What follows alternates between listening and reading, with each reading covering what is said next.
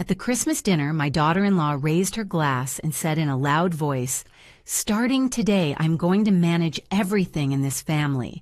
Mother-in-law, your credit card has been canceled. My husband decided it should be this way." Everyone celebrated. I just smiled and said, "Son, you really do not know, do you?" He froze, as if his heart had stopped beating. My daughter-in-law screamed, "Know what?" Let me tell you how I got to that moment. How a night that was supposed to be full of joy turned into the instant my own son stabbed a knife into my chest without even realizing what he was doing.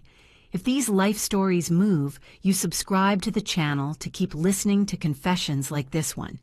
Hit the like button and stay with me until the end, because what is coming, nobody expected it. My name is Emily. I am 68 years old.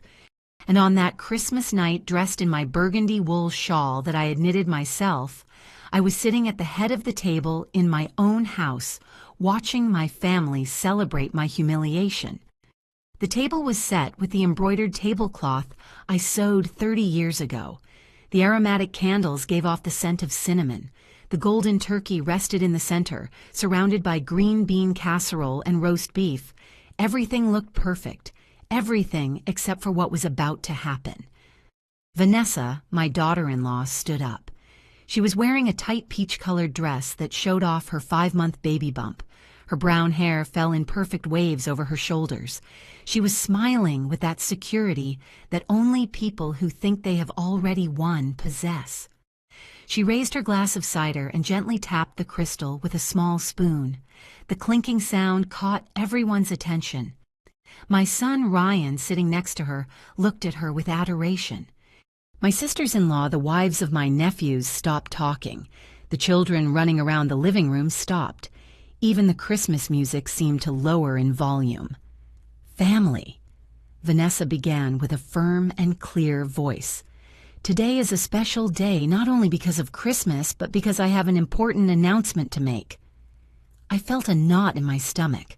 Something in her tone warned me that this would not be about the baby. "As you know, Ryan and I are expecting our first child. This makes us think about the future, about responsibilities." She paused dramatically, letting her words float in the air. "Because of that, we have made a very important family decision." Ryan nodded beside her, serious, with that expression he used when he thought he was doing the right thing. Vanessa continued, "Starting today, I am going to manage all the finances of this family. It is time for someone young with modern financial education to take control of things." The silence was so dense that you could hear the crackling of the candles. "Mother-in-law," she said, turning toward me with a smile that did not reach her eyes, "your credit card was canceled this morning. Ryan and I decided it is better this way. At your age, you do not need to worry about expenses or responsibilities. We will take care of everything. If you need something, just ask for it. In advance, of course." The words fell like stones into a calm lake, but the lake was not me. The lake was my family. My sisters-in-law exchanged looks of approval. One of them, Sarah, even applauded softly. "What a good idea. Vanessa, my mother-in-law, should do the same. These older ladies are a disaster with money." The nephews laughed. Someone clinked their glass with Vanessa's.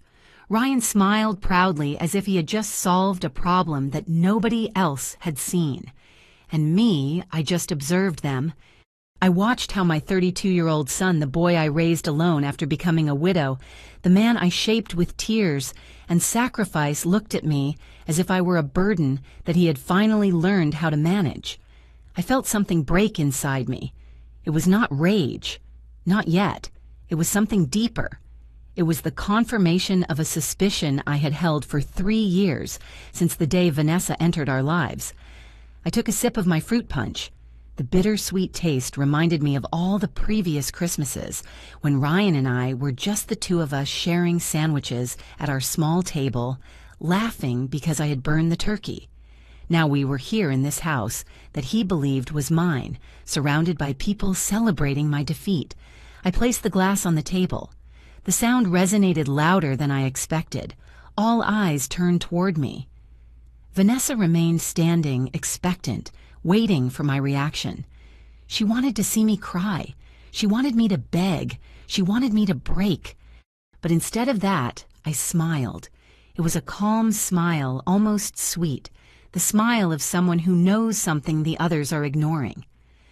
I stood up slowly, feeling the weight of my 68 years in my knees. I looked my son directly in the eyes, those honey-colored eyes he inherited from his father, eyes that once looked at me with pure love before the poison of ambition clouded them. "Son," I said softly with a calm voice, "you really do not know, do you?" Ryan blinked. His smile froze. Something in my tone made him doubt. "Know what, Mom?" he asked with an insecure voice. Vanessa stepped forward, nervous. "Know what?" she repeated. But now her voice had an edge of panic. I did not answer immediately. I just looked at both of them. And in that silence, in that pause loaded with meaning, I saw how doubt began to slide down their faces like cold water, because they knew nothing. They did not know who I really was. They did not know what I had built in 40 years of silence. They did not know that the woman they had just publicly humiliated was the only one who held the keys to the kingdom they thought they were conquering. The table remained in complete silence. Only the ticking of the wall clock and the crackling of the wood in the fireplace could be heard. And there I was, Emily, the widow, the seamstress, the self-sacrificing mother, the woman they had just underestimated for the last time. But to understand why that question left them frozen, I need to take you back in time. I need to tell you who I am, where I come from, and how I built an empire in the shadows while everyone believed I was just a harmless little old lady. Because the worst had not happened yet. 40 years ago, I was not Emily, the humiliated mother-in-law at a Christmas dinner. I was Emily, the 28-year-old widow who had just buried her husband while 7 months pregnant and with a mountain of debt that threatened to bury her alive. I remember the day of the funeral as if it were yesterday. The sky was gray, heavy with clouds that never quite released the rain. Jason's casket rested underground at the city cemetery. I was there in a black dress borrowed from a neighbor, feeling my son kick inside my belly as if protesting his father's absence. I did not cry that day, not because I did not want to, but because my tears had already run out 3 days earlier when the doctor told me, "I am sorry, ma'am. We did everything possible." Jason had died in a traffic accident, a truck that ran a red light. 1 instant, and everything we had built together vanished. What did not vanish were the debts. 2 weeks after the burial, there was a knock at my door. It was Mr. Roberts, the owner of the hardware store where Jason had asked for credit to repair our roof. He handed me a crumpled paper with handwritten numbers. "Mrs. Emily, I am sorry to bother you in your mourning, but it is $5,000. Your husband signed the deed to the house as a guarantee." I felt the ground open beneath my feet. $5,000. In 1985, that was a fortune. And I was a seamstress who earned $50 a week fixing hems and darning pants. I closed the door. I sat on the living room floor. My hand caressed my swollen belly. And for the first time since Jason died, I spoke out loud. "Forgive me, my child. Your mom does not know how we are going to get out of this, but I swear to you, I swear on your father's grave, that we are going to make it. I had no plan. I had no money. I barely had strength. But I had a Singer sewing machine that my grandmother had inherited to me, and I had hands that knew how to turn fabric into dreams." The next day, I walked 6 blocks to the house of Mrs. Stella, a high society lady who had once asked me to fix an imported dress. I knocked on her wrought iron door with my heart in my throat. When she opened it, she saw me there, pregnant with dark circles under my eyes, reaching down to my soul, holding a worn-out portfolio full of my hand-drawn designs. "Mrs. Stella," I said with a trembling but firm voice, "I need work, anything, but I promise you that if you give me a chance, you will never find anyone who sews better than me." She looked me up and down. Then, to my surprise, she smiled. "Come in, child, let's have some coffee." That afternoon changed my life. Mrs. Stella did not just give me work. She gave me an education. She taught me that sewing was not just a trade, it was a business. She explained profit margins, how to charge for design, and not just by the hour, and the importance of having clients who paid well instead of many who paid little. "Emily," she told me one day while we drank tea in her garden full of flowers, "you have a gift, but a gift without strategy is like having gold without knowing you have it. I am going to invest in you. I am going to lend you money so you can buy more machines, quality fabrics, and rent a small workshop, and you will pay me back when you start earning. There is no rush, but there is a condition. Never settle for being just a seamstress. Become a businesswoman." 2 months later, Ryan was born, a beautiful baby weighing 7 pounds with his father's eyes and my upturned nose.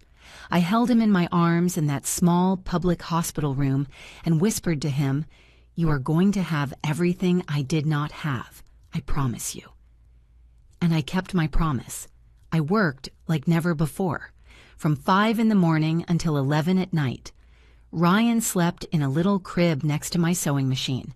The sound of the mechanical pedal became his lullaby. While I sewed wedding dresses, sweet 16 gowns, and gala suits, he grew up surrounded by colored threads and scraps of silk. With the money Mrs. Stella lent me, I opened my first workshop, Emily's Fine Tailoring, in a small space of 200 square feet downtown. I hired 2 girls from the neighborhood who knew how to sew. I taught them everything Mrs. Stella had taught me. The first 6 months were hard.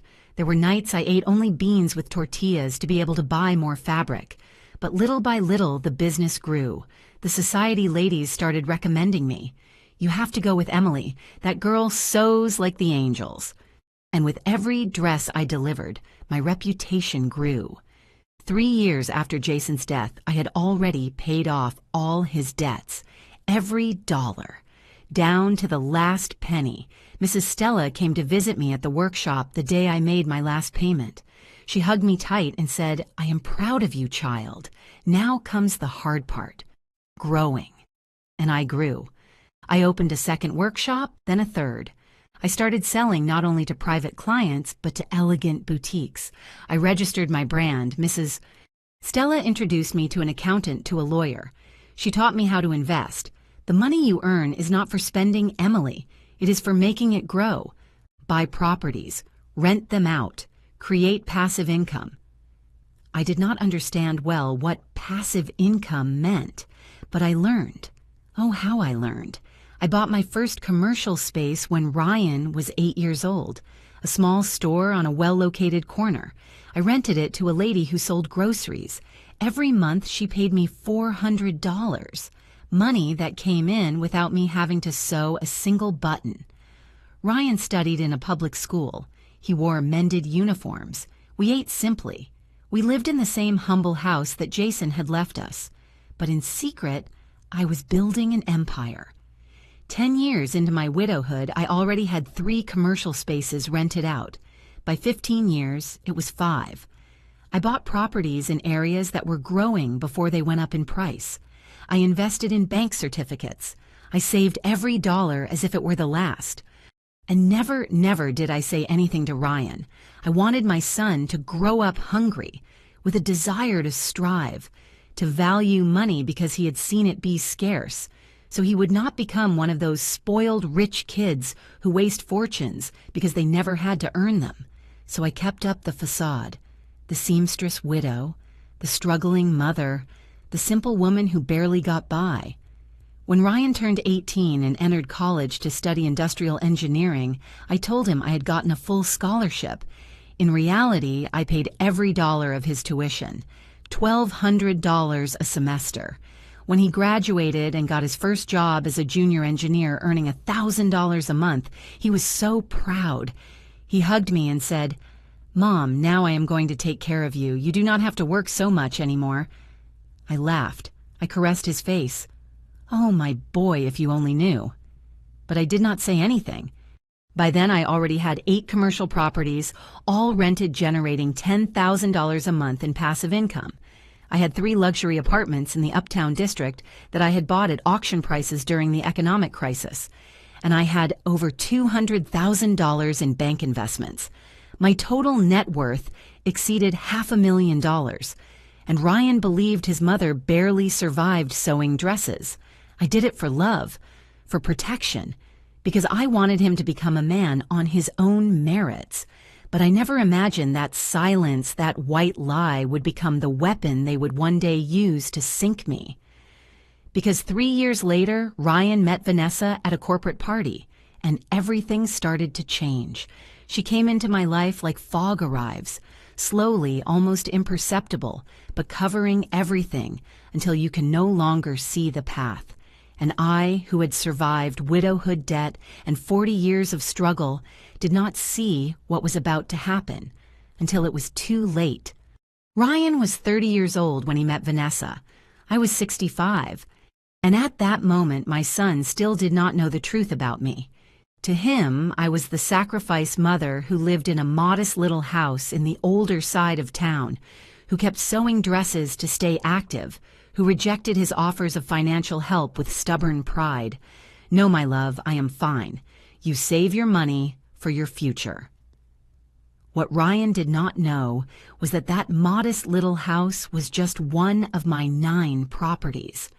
I had bought it 20 years ago for $20,000. Now it was worth more than $85,000. But I kept it simple on purpose. Cream-colored walls, old but comfortable furniture, a living room with that floral armchair he remembered from his childhood. Everything was theater, a stage carefully designed so my son would believe his mother barely survived with dignity. Meanwhile, I kept building. At 65, I had expanded my little empire.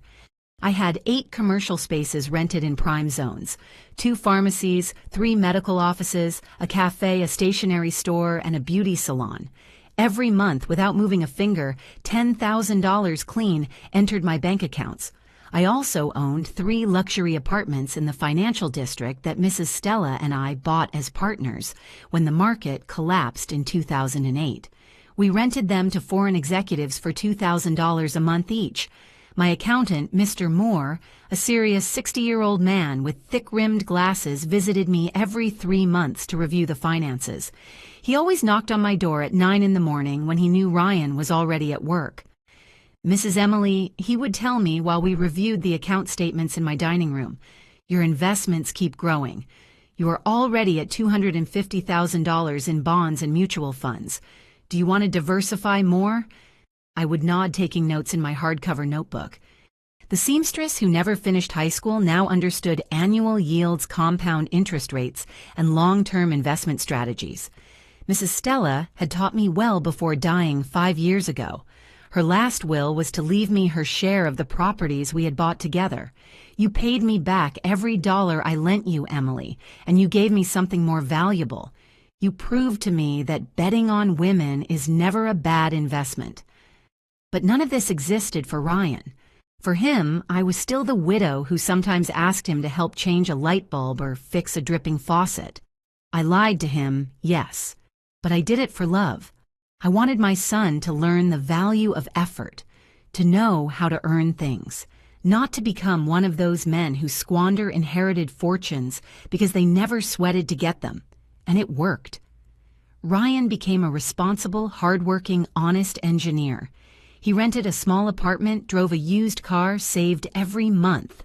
I was proud of him. Until Vanessa arrived. He met her at an industrial engineering conference. She worked as a marketing manager at a consulting firm. 32 years old, college degree designer, clothes French perfume. She spoke with that security of someone born with open doors. Ryan came to visit me one Saturday, radiant with that smile I had not seen since he was a child. Mom, I met someone special. My heart filled with joy. My son, always so shy, had finally found someone. What is her name, my love? Vanessa. She is incredible, Mom. Intelligent, successful, beautiful. I want you to meet her. 2 weeks later, she knocked on the door of my house. She arrived in a white BMW.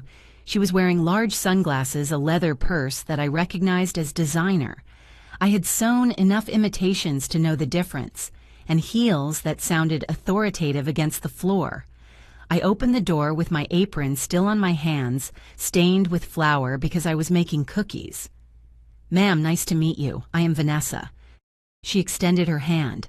Her grip was brief, almost disdainful. Her eyes scanned my house in 2 seconds. The old armchair, the ancient television, the faded curtains. I saw her expression change. A microsecond of disappointment immediately covered with a professional smile. That day we ate pot roast that I had prepared. Ryan spoke excitedly about his plans together. Vanessa nodded, but her eyes kept wandering around my house, evaluating, cataloging, judging. When they left, I sat in my floral armchair. Something in my stomach did not feel right, but I told myself, "Give it time, Emily, you barely know her." The next 6 months were a whirlwind. Ryan and Vanessa formally became a couple. He started to change. Small things at first. He stopped visiting me on Sundays, our sacred tradition since he was a child because Vanessa organized brunches with her friends. He started wearing more expensive clothes, things I knew he could not afford with his salary. When I asked him, he told me, "Vanessa says I must invest in my professional image, Mom." One day he came to see me with a serious face. "Mom, Vanessa and I are thinking about getting married." My heart jumped. So fast, my love, you have only been together 8 months. "It is just that.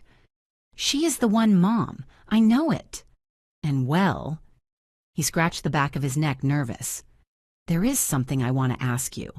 I felt a chill. "Tell me." "Vanessa thinks that when we get married, it would be good if you sold this house and came to live with us. She says it is too big for you alone, that you are already elderly, that you need someone to take care of you." There it was. The first move on the board. I smiled calmly. "Oh, my boy, I am perfectly fine here. This house holds my memories, my sewing workshop. I cannot imagine myself anywhere else." Ryan frowned.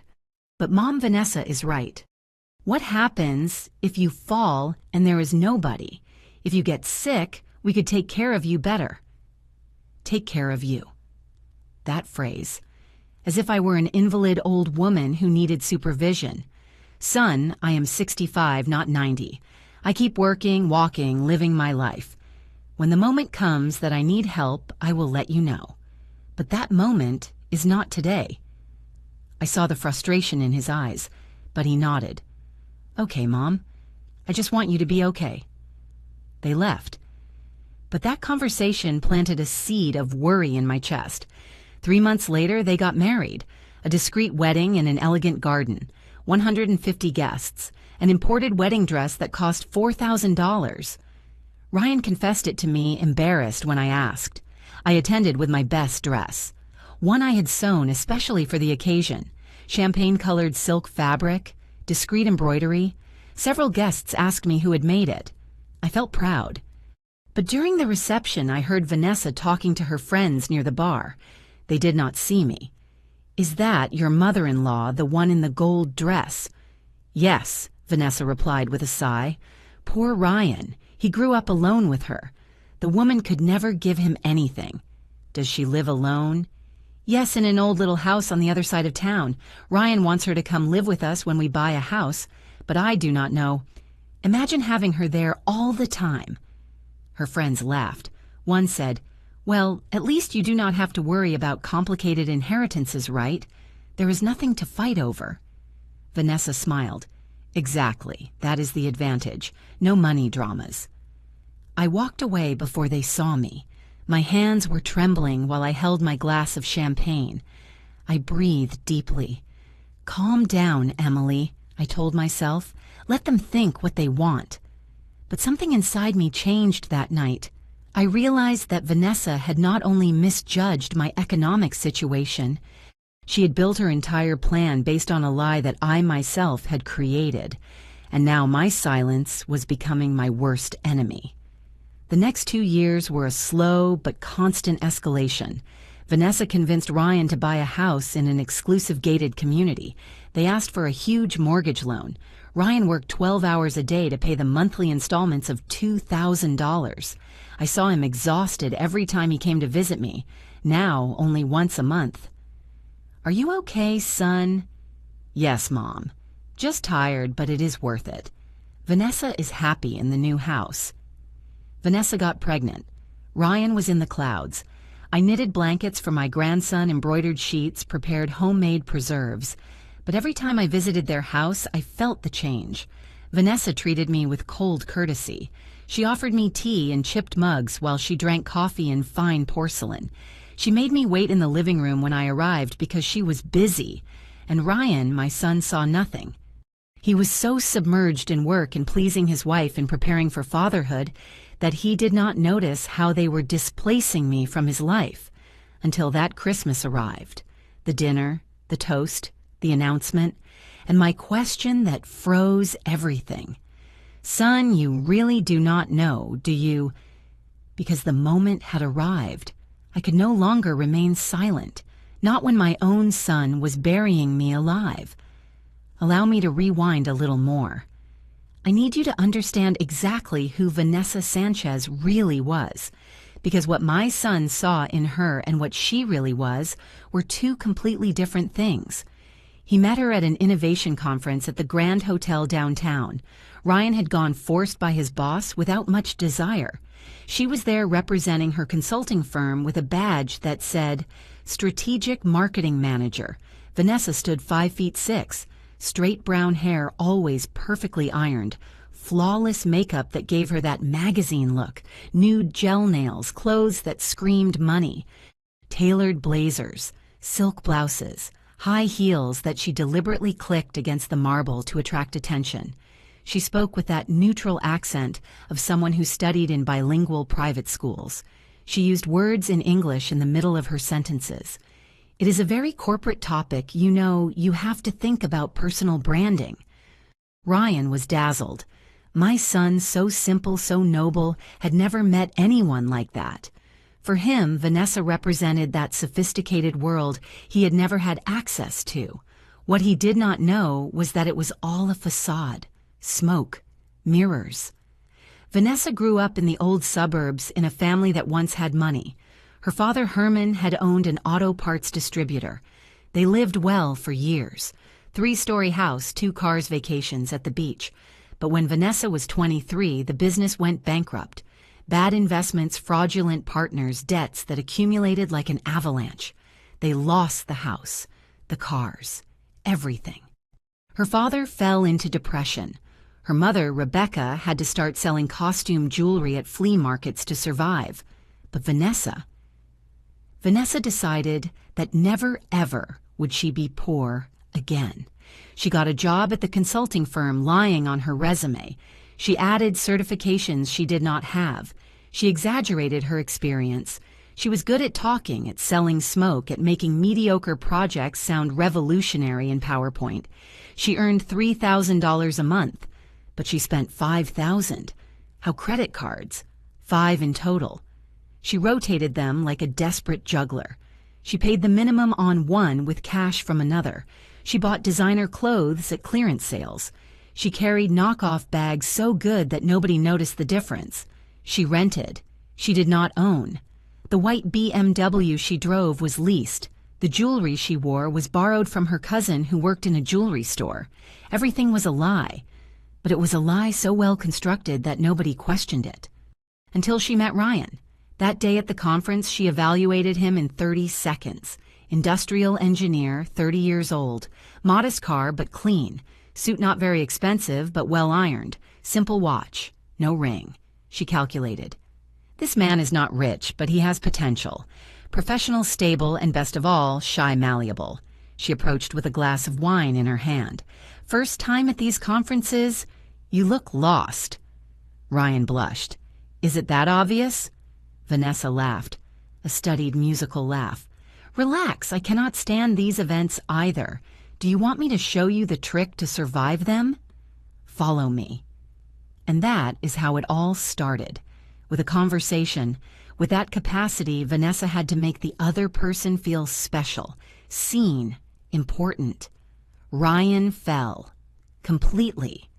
They went out 3 times before she allowed him a kiss. She played her cards well. She played hard to get. She told him an edited version of her life. A family of ancestry that had gone through hard times but maintained its dignity. "My family lost everything," she told him one night with perfectly dosed tears. "But they taught me that your name, your education, your class, nobody takes that away from you." Ryan Noble, as always, hugged her. "I understand. My mom raised me alone. I know what it is to struggle." Vanessa smiled against his chest. Perfect. A man with a savior complex. When Ryan finally introduced her to me, I already knew something did not add up. Call it instinct, call it experience. 40 years building businesses had taught me to read people. The way Vanessa shook my hand, that quick, disdainful grip. Her eyes evaluating every corner of my house, cataloging the value of things. The way she smiled, but her gaze remained cold. I knew that look. I had seen it in clients who came to my workshop with counterfeit bills, in suppliers who sold me defective fabric, in potential partners who only wanted to steal my designs. It was the look of someone who is always calculating. What can I get out of this? How does it benefit me? During that first meal, we talked about trivialities, but I asked questions, soft, casual. "And your family, Vanessa, what do they do?" "My father was in the automotive sector. He is retired now." "True. And where do you live right now?" "In an apartment in the city center. It is small but cozy." She omitted that she rented it with 2 roommates to be able to pay for it. "And in the consulting firm, what kind of projects do you handle?" There she hesitated, barely a second, but I saw it. "Brand strategy, positioning, that kind of thing." Ryan looked at her infatuated. He did not see the contradictions. He did not notice how she evaded concrete details. When they left, I called my accountant. "Mr. Moore, I need you to investigate someone," discreetly. He looked at me surprised.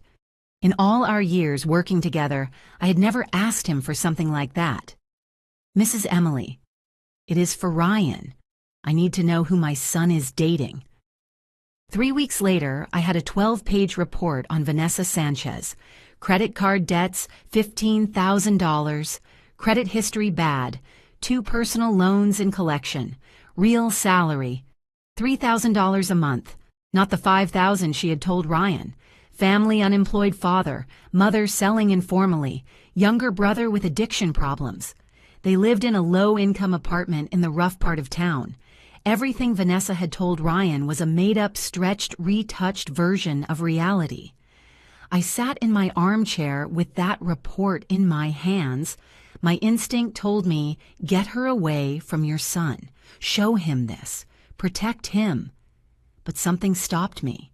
Ryan was in love, genuinely. I saw it in his eyes when he talked about her. And if I arrived with proof, with papers, unmasking her what would happen, he would hate me. He would see me as the meddling mother-in-law, the controlling mother who does not want to let go of her son. Besides, part of me understood Vanessa. I had been in her place, young, scared, trying to survive in a world that judges you by your bank account. I had also lied. I had exaggerated. I had pretended to be more than I was to get clients. Maybe I thought maybe Ryan's love will change her. Maybe she will find stability with him and stop chasing ghosts of wealth. I put the report in my safe, and I decided to wait. It was the biggest mistake of my life, because Vanessa was not looking for love. She was looking for economic salvation, and she had decided that Ryan and eventually me were her ticket out. The following months were a masterclass in manipulation. Vanessa started planting seeds, casual conversations that seemed innocent but had poison in the roots. Love, does your mom not have other relatives to help her? It must be hard for her to be so alone. Have you thought about your mom's future, when she can no longer fend for herself? How nice that you keep visiting her every Sunday. Although, do you not think we should start building our own traditions as a couple? Little by little, Ryan started seeing me differently. I was no longer his mother, strong and independent. I was becoming the little old lady who needed protection, the future burden that had to be managed. When they announced their engagement, Vanessa visited me, alone, for the first time. She knocked on my door on a Tuesday afternoon. She was wearing designer jeans and a pristine white blouse. Perfect smile. "Mom, can we talk?" I made her coffee. We sat in my dining room.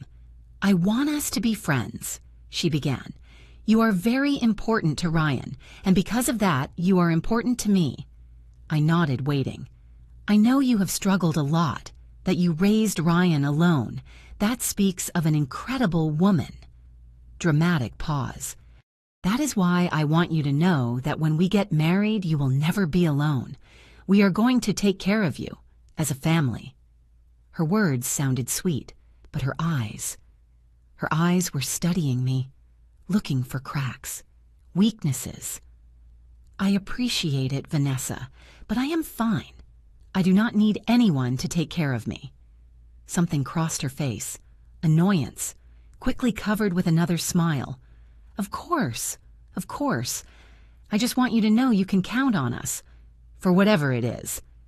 She left half an hour later, but she left something in the air, a silent warning. "You are in my way," her eyes said, "and I am going to move you." That night, I took the report out of my safe. I read it again, and I made a decision. I was not going to interfere. Yet. But I was not going to lower my guard either. Vanessa wanted to play. Fine. But she did not know who she was messing with, because I had built an empire from scratch. I had survived widowhood debts, discrimination. I had learned to fight in a world that gives you nothing for free. And if Vanessa thought a little old seamstress was easy prey, she was about to discover her mistake, the most expensive mistake of her life. The wedding was just the beginning. What came next was a systematic, calculated, almost surgical campaign to erase me from my son's life. Vanessa did not attack head-on. She was too smart for that. Instead, she worked like humidity, slow and visible, but destroying the foundations from the inside. The first 6 months of marriage were relatively quiet. Ryan visited me every 2 weeks. Vanessa always had an excuse not to accompany him. "I have a meeting. I have a headache. I am tired from work." I prepared his favorite food pot roast with mashed potatoes like when he was a boy. We sat in my dining room and he told me about his life, but I noticed changes, small ones at first. Ryan started arriving with new clothes that I knew he could not afford. Brand name shirts, Italian shoes. "Vanessa says I must look more professional to grow in the company," he explained to me. He changed his cell phone for the latest model. Vanessa bought it as a wedding gift. They bought expensive furniture for the house. Vanessa found an incredible offer. Every sentence began with, "Vanessa says," "Vanessa thinks," "Vanessa wants." My son was becoming an echo of his wife. One Sunday, 8 months after the wedding, Ryan arrived with a strange expression, worried. He sat in the armchair and looked at me with those eyes that always melted my heart. "Mom, I need to talk to you about something important."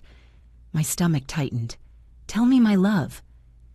"Vanessa and I have been talking about your situation, and we are worried." "My situation?" I raised an eyebrow. "Yes. Living alone at your age. Mom. You are already 66. What happens if you fall? If you get sick? If someone tries to rob you? This house is old. The neighborhood is not so safe anymore." Every word was a repetition of something I was sure Vanessa had planted in his head. "Ryan, I am perfectly fine. I know all my neighbors. Mrs. Louise next door brings me sweet bread every morning. Mr. Arthur helps me with repairs. I am not alone." "I know, Mom, but it is not enough." He breathed deeply. "Vanessa and I want you to come live with us." There it was, the first real play. "My love, I appreciate the offer. Truly, but this is my house. Here are my memories of your father, of when you were a boy, my sewing workshop, my life." Ryan rubbed his face, frustrated. "Mom, I know it is hard, but think about the future. When you really cannot fend for yourself, would it not be better to make the change now while you can still adapt?" The logic of his words was poisoned with good intentions. Vanessa had trained him well. "Son, when that day comes, if it comes, we will consider it. But today is not that day. Is that clear?" I saw the disappointment in his eyes, but he nodded. "Okay, Mom. I just want you to be okay." He left half an hour later with the container of roast beef I had prepared for him, but with the weight of something unresolved between us. That night, I received a call. Vanessa. First time she called me directly. "Mom, I am very sorry if today's conversation made you uncomfortable. Ryan is just worried about you." Her voice was poisoned honey. "I understand, Vanessa, but there is nothing to worry about." Of course. It is just that... Well, Ryan told me that you sometimes forget things, names, dates, and at our age that can be a sign of... Excuse me. I interrupted her, feeling the rage rise up my spine. "What exactly did Ryan tell you?" "Oh, I do not want to worry you. Probably it is just nerves. But he mentioned that last week you forgot you had already agreed to meet, and it was a lie. A complete lie. Ryan had canceled our appointment. Not me. But Vanessa was rewriting history, planting doubts about my mental health. "Vanessa," I said with a firm voice, "my mind is perfectly clear. I manage my finances, my house, my sewing business. I have not forgotten anything." There was a silence. Then her voice changed, colder. "Well, if you say so, we just wanted to help. But I understand you are proud. Ryan warned me about that." She hung up before I could respond. I remained seated in the darkness of my living room, holding the phone. Now I understood her strategy. She was not attacking me directly. She was attacking my credibility with Ryan, painting me as the stubborn, forgetful old woman who does not recognize her own limitations. It was brilliant and dangerous. The following months, the campaign intensified. Vanessa convinced Ryan that I needed help organizing my important documents. One Saturday, they arrived together. Vanessa brought a bright pink plastic folder. "Mom, we brought this so you can keep your important papers. Birth certificates, deeds, medical documents. Where do you have them? Stored in a safe place, thank you.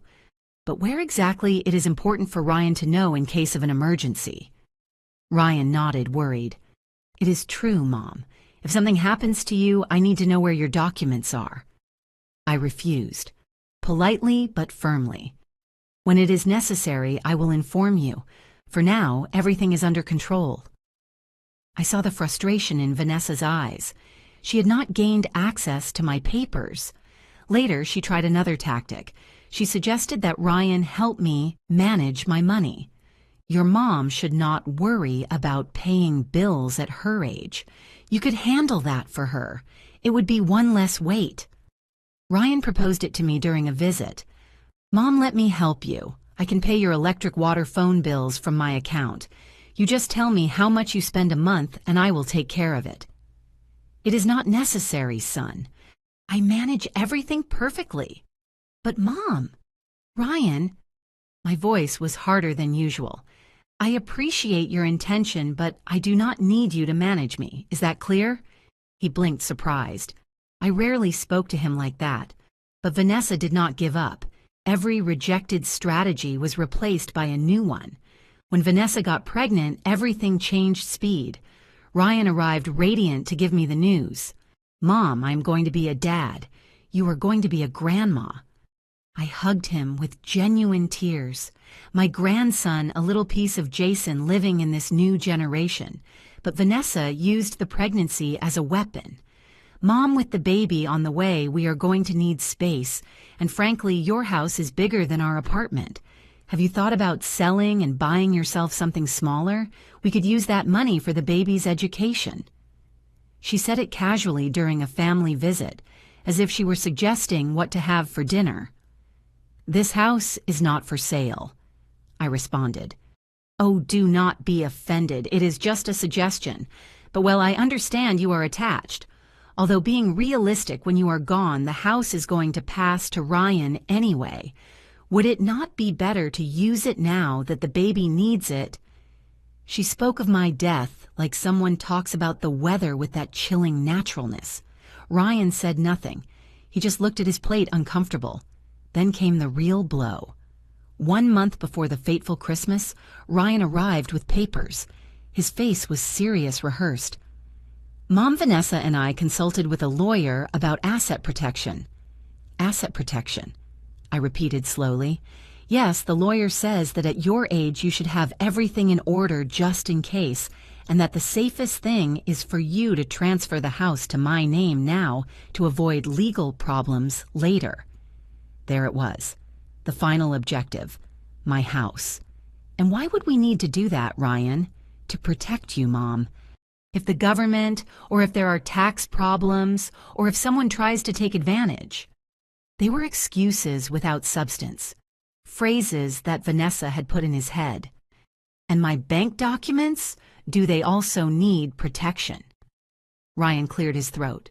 Well, the lawyer suggested that it would be prudent for you to give me power of attorney just as a precaution so I can help you if something happens. Power of attorney. Total access to my accounts, my assets, my life. I looked at my son. I really looked at him. And for the first time in 66 years, I did not recognize the man in front of me. Ryan, I said softly, do you really think I cannot handle my own affairs? It is not that, Mom. Then what is it? Silence. Long, uncomfortable. Finally, he sighed. Vanessa says... I do not care what Vanessa says.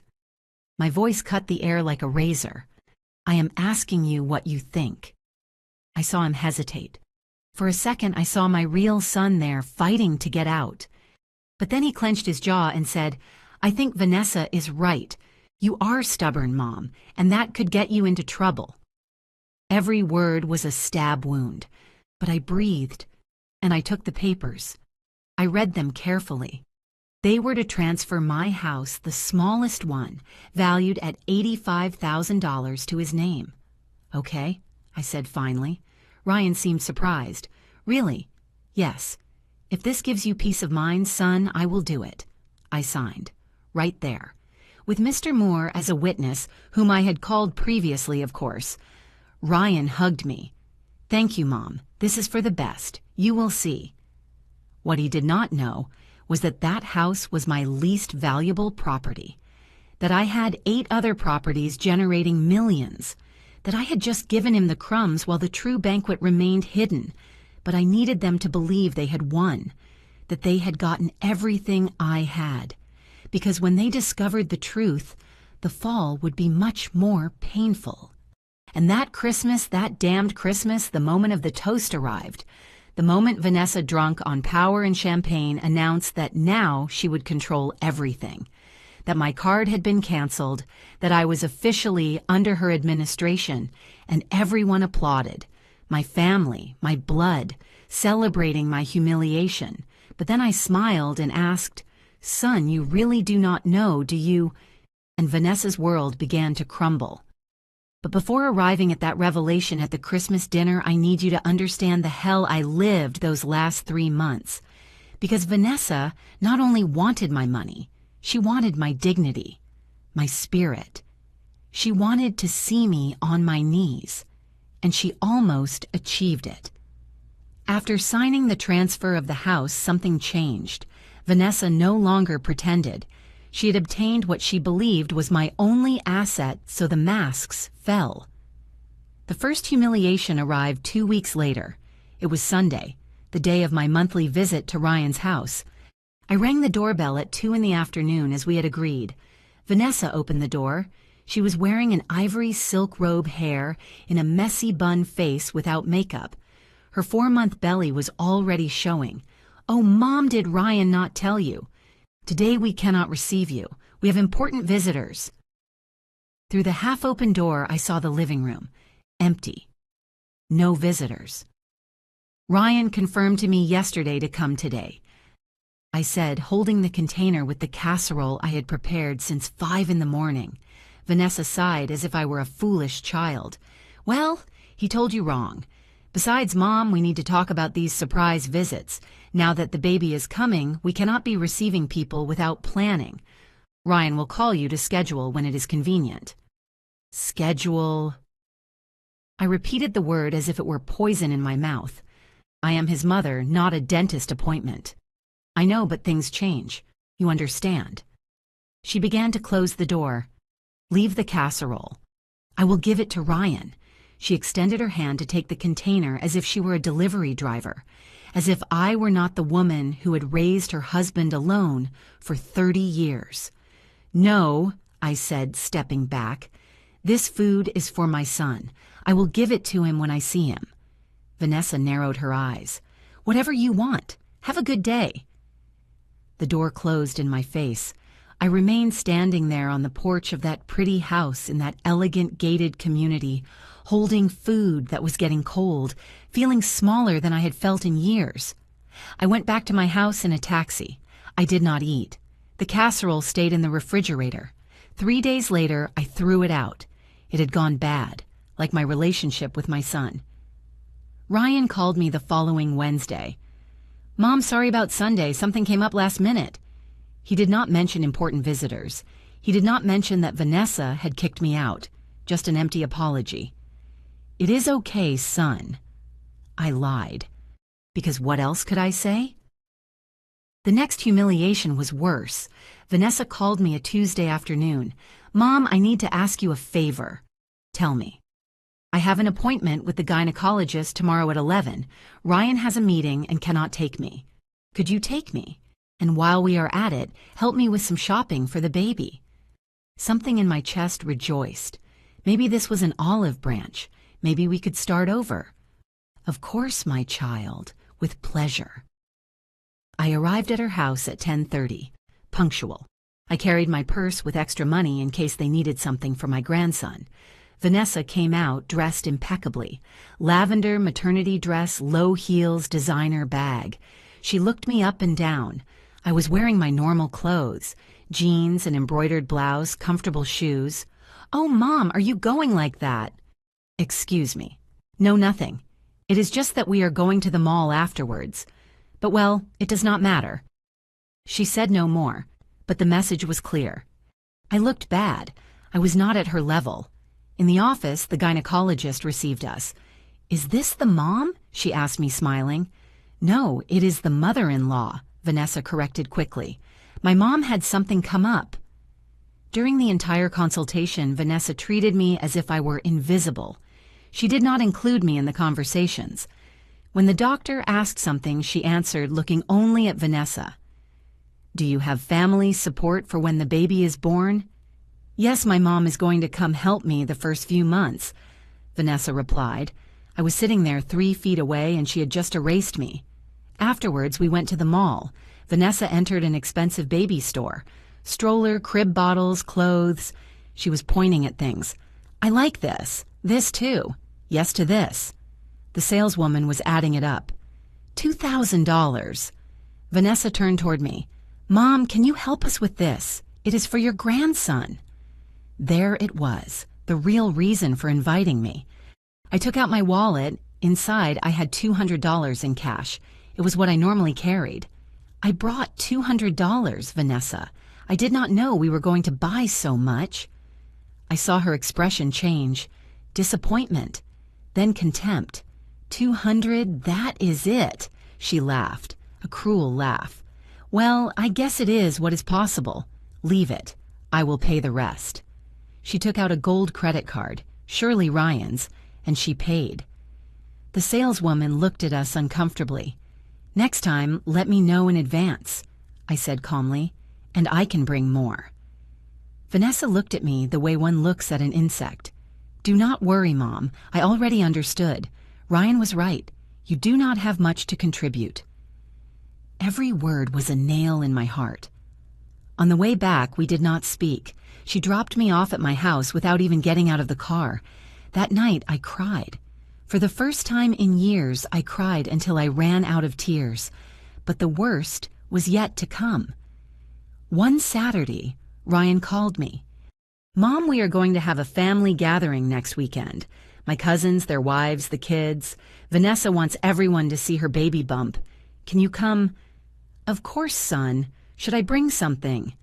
No, just come." I arrived with an apple pie I had baked, homemade, Ryan's favorite since he was a boy. The house was full. Cousins, nephews, sisters-in-law, all well-dressed, drinking wine, laughing. Vanessa was the center of attention with her tight dress, showing her belly, receiving congratulations. I entered with my pie. Nobody greeted me. I looked for Ryan. He was in the garden with his cousins grilling meat. "Son, I brought pie." "Oh, thanks, Mom. Leave it in the kitchen." I went to the kitchen. There were the wives of my nephews, Sarah and Michelle, preparing salads. "Good afternoon," I greeted. "Oh, Mom-in-law, how good that you came," Sarah said, but her tone was condescending.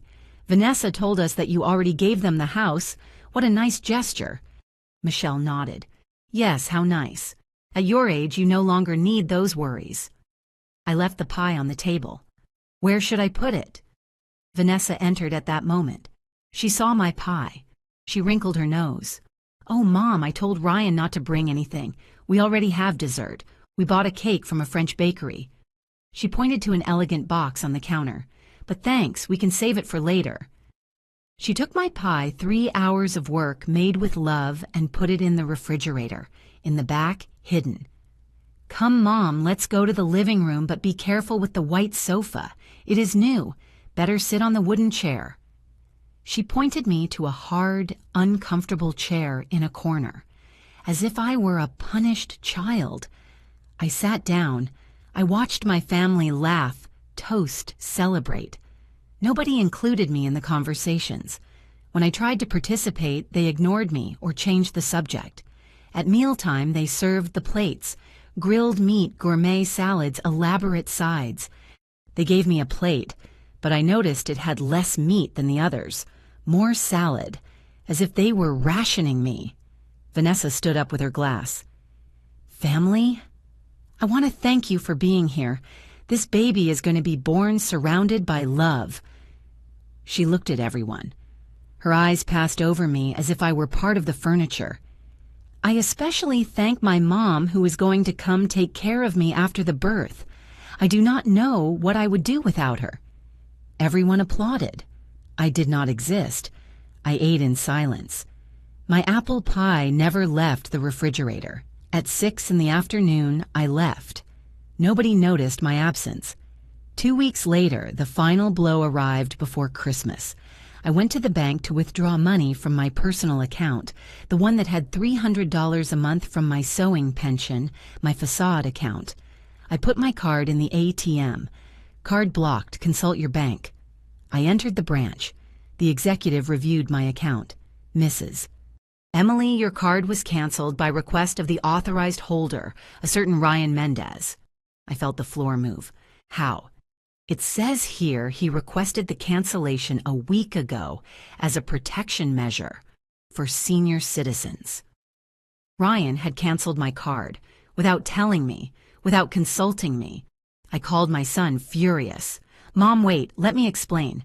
Vanessa read an article about fraud against the elderly, and we thought it was better.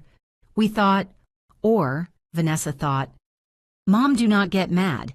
It is for your protection. Now, if you need money, you just tell me and I will give it to you. You are going to give me from my own money." "It is not like that. It is just that. Give me back my card, Ryan." "I cannot, Mom. It is already decided. This is for the best." I hung up, shaking with rage and helplessness. That night, I took the documents out of my safe. I read them all, my properties, my investments, my secret empire, and I made a decision. Enough. The lie was over. Being invisible was over. Letting them trample me was over. If they wanted to play at controlling me, if they wanted to treat me like a useless old woman, if they wanted to humiliate me, I was going to teach them who Emily really was, and Christmas would be the perfect stage. I called Mr. Moore. "I need you to prepare something for me for Christmas dinner. Bring all the documents, all of them." "Are you sure, Mrs. Emily?" "Completely." Because Vanessa had made a fatal error. She believed that humiliating me would break me, But the only thing she did was wake up the warrior who had been asleep for years. And when a woman who built an empire from scratch decides to fight, there is no mercy. Christmas morning, I woke up at 5, not out of habit, but because I could not sleep. I sat on the edge of my bed, watching the darkness outside my window. The neighbors' Christmas lights flickered weakly. I could hear distant carols from some nearby house. I touched the burgundy shawl I had left ready on the chair. I'd knitted it myself 15 years ago when Ryan turned 17. Every stitch carried a prayer, a wish for my son to be happy. Today, that same son would see me as never before. I showered. I dressed with care black dress pants, a beige hand-embroidered blouse, the shawl over my shoulders, nothing ostentatious, nothing that called attention. I wanted to look exactly like what Vanessa thought I was. A simple, defeated old lady. At 8 in the morning, my doorbell rang. It was Mr. Roberts. He walked in carrying a brown leather briefcase. He set it down on my dining room table with a solid thud. Inside that bag was my real life. All the documents. All the evidence. "Are you completely sure about this, Mrs. Emily?" he asked, taking off his glasses to clean them. It was a nervous gesture he made whenever he was worried. "I am more sure than ever, Mr. Roberts. It is going to change everything. Your relationship with your son—" "My relationship with my son has already changed," I interrupted him. "Ryan decided who I am without asking me. Valerie decided what I am worth without knowing me. Today, they are going to discover that they were wrong." Mr. Roberts nodded slowly. "What time do you want me to arrive?" "At 9 o'clock tonight. Ryan said the toast would be at 9:30. You arrive right after the toast. I will call you." He left. I stayed alone in my house with the brown briefcase on the table. I opened it. I went over every single document, as if it were the first time I was seeing them.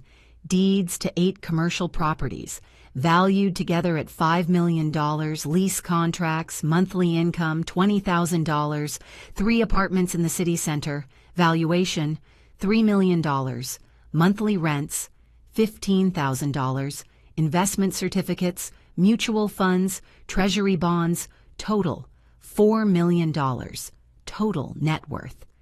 Over $12 million. And Ryan knew nothing. Absolutely nothing. I closed the briefcase. I took a deep breath. "Jack." I whispered to the air, speaking to the ghost of my husband who died 40 years ago. "I wish you were here. I wish you could tell me if I am doing the right thing." The silence was my only answer. At 6 in the evening, I took a taxi to Ryan's house.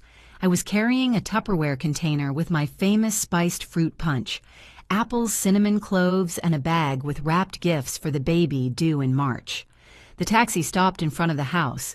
2 stories, modern facade manicured lawn. The house that Ryan believed he could afford solely with his hard work. He did not know he was drowning in credit card debt that Valerie used as if money were infinite. I rang the doorbell. Ryan opened it, smiling. He was wearing a ridiculous Christmas sweater with an embroidered reindeer. He hugged me. "Mom, I am so glad you made it. Come in, come in." He smelled like his usual cologne. For a second, he was my little boy again, the one who used to run to hug me when he came back from school.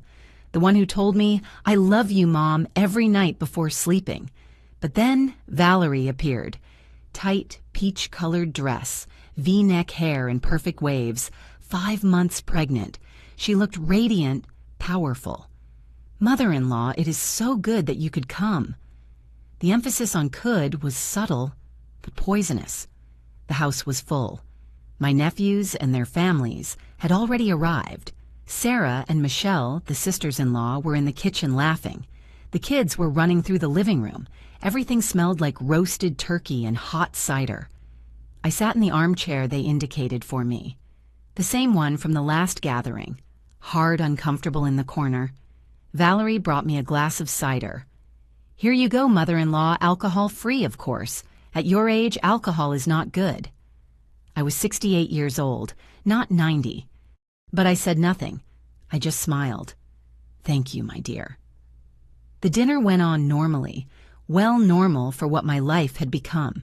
Conversations from which I was excluded, glances that ignored me, laughter that did not include me. I ate my turkey, once again a smaller portion than the others, and I observed memorizing every face, every gesture of contempt. At 9 o'clock sharp, Valerie stood up. She tapped her glass with a small spoon. The clinking silenced the conversations. "Family, it is time for an important toast." Everyone raised their glasses. I did too, slowly. Valerie radiated confidence. She had practiced this moment. She had planned it. Today we are not just celebrating Christmas. We are celebrating a new beginning for this family. Ryan looked at her proudly. Her cousins nodded expectant. "As you know, our baby arrives in March. This has made us reflect on responsibilities on the future." She paused dramatically. Her hand caressed her belly. "That is why Ryan and I have made an important decision." My heart beat slow, heavy like a war drum. "Starting today, I am going to manage all the finances of this family." Absolute silence. It is time for someone young, prepared with a modern vision to take control. Ryan has worked very hard. He deserves someone to optimize his resources. Several people nodded.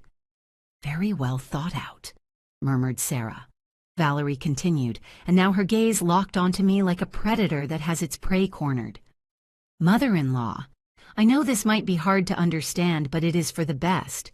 At your age, you should no longer worry about money, about paying bills, about deciding on expenses." She smiled a smile that did not reach her eyes. "That is why, this morning, Ryan and I canceled your credit card." I heard stifled gasps, but not of indignation, of approval. "It was the right thing to do," added Michelle. "My mother-in-law should do that too. These older ladies sometimes spend on unnecessary things." Laughter. Damned laughter. Valerie raised her glass higher.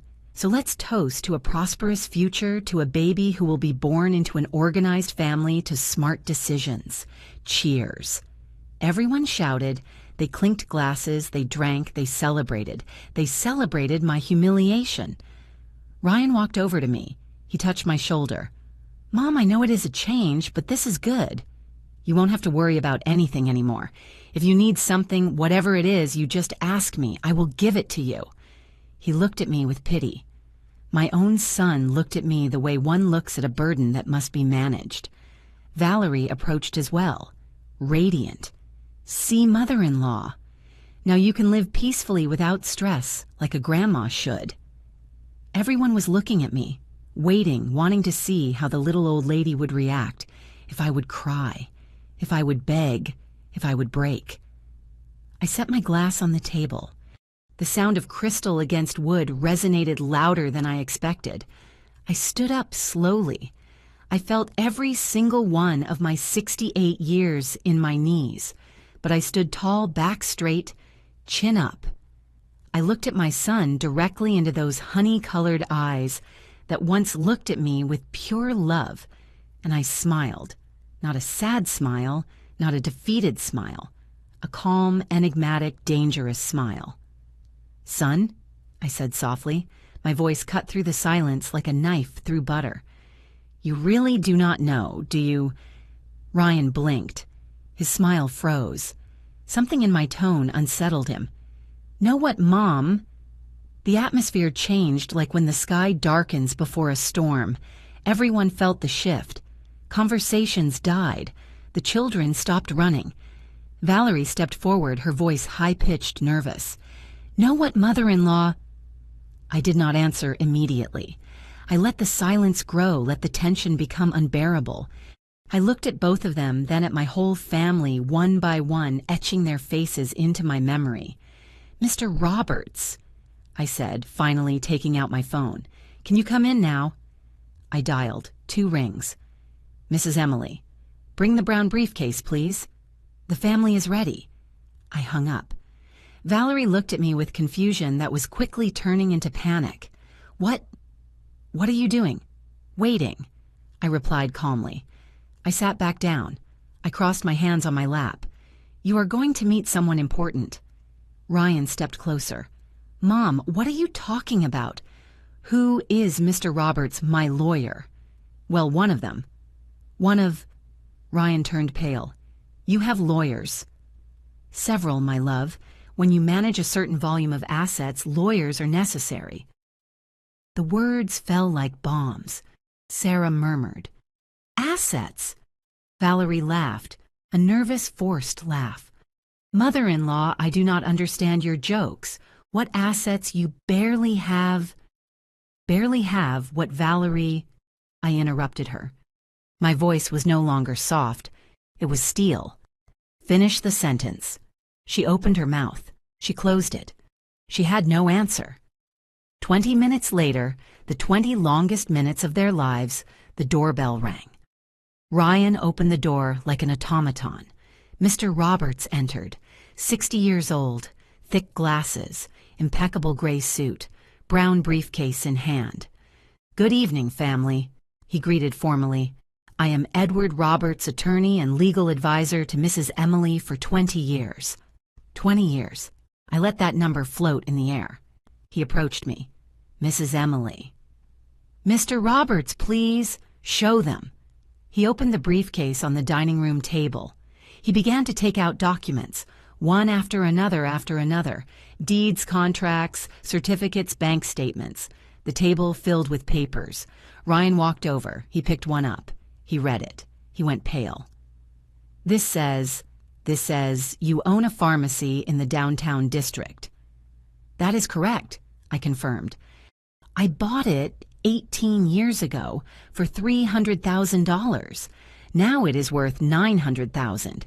I rent it out for $5,000 a month. He picked up another document. His hands were shaking. 3 medical offices in the West Village. I bought them during the crisis of 2008. Excellent investment. Another document. A coffee shop, a stationery store, a beauty salon, all rented passive income, son. Money that comes in without me lifting a finger. Valerie approached stumbling. She snatched documents. She read them with bulging eyes. This cannot be real. These are 3 apartments in the city center, I continued, each one valued at over $1 million. Rented to foreign executives, $4,000 a month each. Mr. Roberts continued pulling out papers, like a magician pulling handkerchiefs from a hat. But these handkerchiefs were dynamite, investment certificates, $4 million in funds, treasury bonds, government securities. The living room was in sepulchral silence. Only the rustling of paper could be heard. Sarah whispered, Oh my God. Michelle had dropped into a chair, mouth open. Ryan looked at me as if I were a stranger. Mom, what is all this? I stood up, slowly. I took one of the documents, the most important one. This, my love, is who I really am. The widowed seamstress you thought was your mother. That was only part of the story. I walked toward him. I put the document in his hands. Total net worth, $12 million, generating a monthly income of $30,000 in rents and interest. Valerie made a sound, half whimper, half stifled scream. But, she stuttered. The house. You gave us your house. You said it was all you had. I smiled, cold, calculating. That house, the one you so kindly accepted to protect me, is my least valuable property. It is worth $200,000. Less than 2% of my net worth. The math hit Valerie like a bucket of ice water. I gave you the crumbs, I continued. While you thought you were conquering my kingdom... Ryan dropped the papers. He put his hands to his head. Mom, I don't understand. Why did you never tell me? And there it was, the question I had waited for. I approached my son. I touched his face, like when he was a child, because I wanted you to love me for who I am, not for what I have. I wanted you to become a man on your own merits, not because of my money. Tears rolled down my cheeks, the first genuine tears of the night. But Valerie taught you that money is worth more than love. That power is worth more than family. And today, my son, today you chose to humiliate the one who gave you life, believing you had rights over crumbs that did not even exist. The silence was deafening. Valerie was pale whiter than her wedding dress had been, because in that moment she understood her mistake. She had bet everything on a lie, and she had just lost.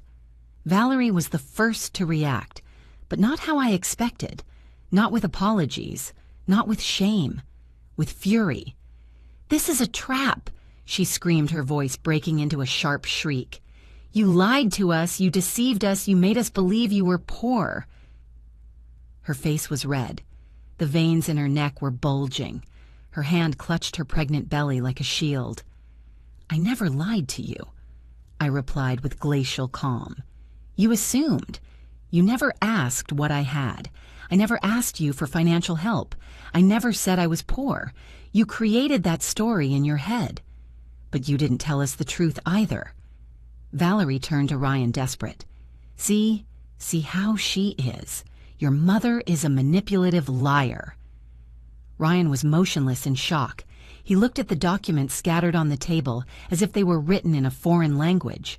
Mr. Roberts cleared his throat. "Allow me to clarify, Mrs. Valerie. Mrs. Emily never committed fraud or illegal concealment. All her income is declared to the IRS. She pays taxes religiously. Her properties are correctly registered. Legally, there is nothing to claim." Valerie ignored him. She turned to the other guests as if looking for allies. "Do you hear this? This lady hid millions while she watched her son kill himself working." Sarah and Michelle exchanged uncomfortable glances. They didn't look so sure of themselves anymore. "Ryan was not killing himself," I corrected. "Ryan earned an honest salary doing honest work. I paid every penny of his education, $15,000 a semester for 5 years. I bought him his first car when he graduated. I helped him when he needed it, but I wanted him to learn to fend for himself, not to depend on inheritances, to build his own life." "How convenient," spat Valerie. "What a pretty speech. But the truth is that you enjoyed seeing us suffer, seeing us beg, feeling superior." Something inside me broke. The patience I had maintained for 3 years exploded. Suffer. My voice rose in volume. "Suffer, do you know what it is to suffer, Valerie?" I took a step toward her. She shrank back. "I was left a widow at 28, 7 months pregnant with $10,000 in debt, threatening to take the roof over my head. I sewed until my fingers bled. I ate beans so my son could have milk. That is suffering." I took a breath. My chest was rising and falling with force. "You suffered because you couldn't buy the designer bag you wanted, because your leased BMW wasn't yours, because your credit cards were at the limit of $20,000 that you spent on whims." Valerie went pale. "How?" I pulled another document from the pile. I threw it at her. It fell at her feet. "Private investigation. I hired a detective a year ago when I started suspecting who you really were." She bent down to pick it up with trembling hands. She read it. Her face went from white to green. "Your family went bankrupt when you were 23. Your father is unemployed. Your mother sells jewelry at the flea market. Your brother has addiction problems. They live in a rent-controlled apartment in the projects." Each word was a slap in the face. Everything you told Ryan about your high society family was a lie. The BMW is leased. The jewelry is borrowed. The designer clothes you buy on clearance or are knockoffs. Ryan finally spoke. His voice sounded broken. "Is that true, Valerie?" She did not answer. She was just crying, but they weren't tears of regret. They were tears of rage, of humiliation. Mr. Roberts continued, relentless. "And there is more, Mr. Ryan. Your wife has 5 credit cards in her name, all maxed out, total debt, $30,000, with interest accumulating at 28% annually." Ryan staggered. He had to lean against the wall. "5 cards, Valerie. You told me you only had 1. For emergencies." "I was going to tell you," she stuttered. When they foreclosed on the house." I took another document. This was the most painful one for me to share, but it was necessary. Ryan, there is something else you must know. I extended a paper to him. He took it with hands that wouldn't stop shaking. Valerie started dating you 3 weeks after her previous relationship ended. A 45-year-old businessman, married. She was his mistress for 2 years. He paid for her apartment clothes trips. When his wife found out and forced him to end it, Valerie looked for a replacement. No, whispered Ryan. I'm sorry, son, but you needed to know. Valerie did not fall in love with you. She fell in love with what she thought you were, a stable engineer, with a mother who would eventually leave an inheritance, a retirement plan. Valerie exploded. That is not true. I love Ryan.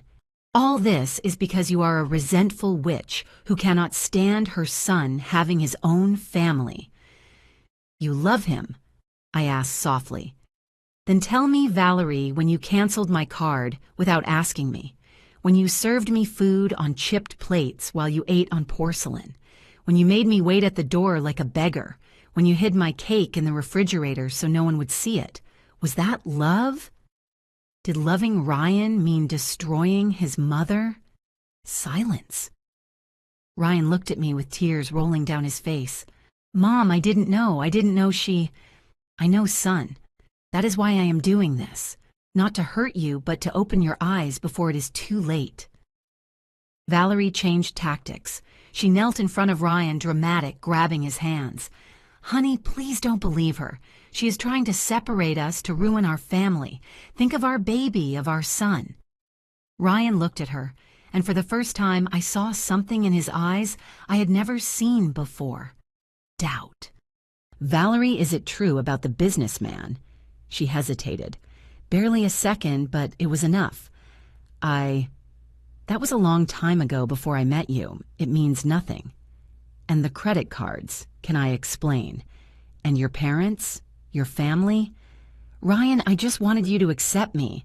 I was afraid you would reject me if you knew. If I knew what Valerie... If I knew you lied to me about absolutely everything. His voice rose. Years of frustration, of manipulation, of half-truths, finally exploding. Valerie stood up. Her mask had fallen completely. She was no longer the sweet and worried wife. She was a desperate woman cornered. So what if I lied? She screamed. You never would have looked at me if you knew I came from the projects, that my mom sells necklaces on the street. You wanted a princess, right? Well, I gave you what you wanted. I wanted honesty, replied Ryan, his voice cracking. I wanted truth. Valerie laughed, a bitter laugh full of venom. Truth. Like the truth your mother hid from you for 40 years. At least I lied about my past. She lied about millions of dollars. She turned to me with pure hatred in her eyes. You ruined everything. You. We could have been happy, we could have had a good life, but you couldn't stand seeing us happy, could you? You were not happy, I said calmly. You were building on lies, and lies always collapse. Always. Shut up, shut up! Valerie grabbed her purse. I am not staying here listening to this. Ryan, we are leaving now. Ryan did not move. Ryan, I said we are leaving. No. That word, 2 letters, but they sounded like thunder. What did you say? I said no, Valerie, I am not leaving. I need to think. I need to process all of this. Process. Valerie was hysterical. Your mother just humiliated me in front of your whole family. She exposed me. She destroyed me. And you need to think... You lied to me, Valerie, about everything. About your family, your past, the money, everything. Because I loved you. Because I wanted to be enough for you. If you loved me, said Ryan, and his voice was pure pain, you would have respected my mother. You wouldn't have humiliated her. You wouldn't have taken her dignity. Valerie opened her mouth. She closed it. She had no defense for that. I think you should leave, Ryan continued. For tonight, go to your parents' house. Your real parents, the ones who live in the projects, and tomorrow we will talk." "If I leave now," threatened Valerie, her voice dangerous, "I am not coming back." Ryan looked at her for a long time. "Then don't come back." The world stopped. Valerie looked at him with disbelief, expecting him to retract, to run after her, to beg her. But Ryan turned around and walked toward me. Valerie remained there, frozen for 5 eternal seconds. Then, with a scream of fury, she grabbed her purse and left. The door closed with a slam that made the walls shake. The silence she left behind was absolute. The guests were petrified. No one knew what to say, what to do. Finally, Sarah cleared her throat. "We think it is time to go. Thanks for dinner." One by one, the family slipped away with murmured apologies, with ashamed glances, until only 3 remained, Ryan, Mr. Roberts, and me. Ryan let himself fall onto the sofa, covered his face with his hands, and cried. He cried like I hadn't seen him cry since he was a child. I sat next to him, put my hand on his back. I didn't say anything. I was just there. Mr. Roberts discreetly packed the documents. "Mrs. Emily, do you need anything else from me tonight?" "No, Mr. Roberts, thank you. For everything. At your service. Have a good night." He left. And there we were, mother and son, in that pretty house that had turned into a battlefield. Ryan finally spoke. His voice was hoarse. "Mom, I'm sorry. I am so sorry. I know, my love. I didn't know. I didn't know what Valerie was doing to you. I didn't know anything. I know. Why didn't you ever tell me about the money, about everything?" I took a deep breath. "Because I wanted you to fall in love with life, not with money. I wanted you to build your own path. But I was wrong, son. I was wrong to hide so much from you. And that created the space for Valerie to manipulate you." He turned to me. His eyes were red, swollen. "Now, what do I do, Mom? I have a baby on the way. A wife who lied to me. A life that is falling apart." I hugged him. Like when he was a child and had nightmares. "Now, my love, you rebuild. With truth, with dignity. And I will be here, as I have always been." He cried in my arms until he fell asleep. That night I covered my 32-year-old son with a blanket. I turned off the lights. I cleaned up what remained of the Christmas dinner. And while I washed dishes in that silent kitchen, I wondered if I had done the right thing. I had destroyed his marriage. I had exposed Valerie. I had revealed secrets that perhaps should have stayed buried. But when I saw my reflection in the kitchen window, I saw a woman who had finally recovered her dignity.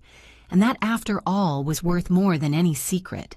The days after Christmas were strange, like walking in a world where gravity works differently. Ryan stayed at my house, in his old room that I had kept exactly as he left it when he went to live alone. Posters of football teams, shelves with his school trophies, the twin bed with the blue striped comforter. We didn't talk much those first few days. He processed. I waited. 3 days after Christmas, Valerie called.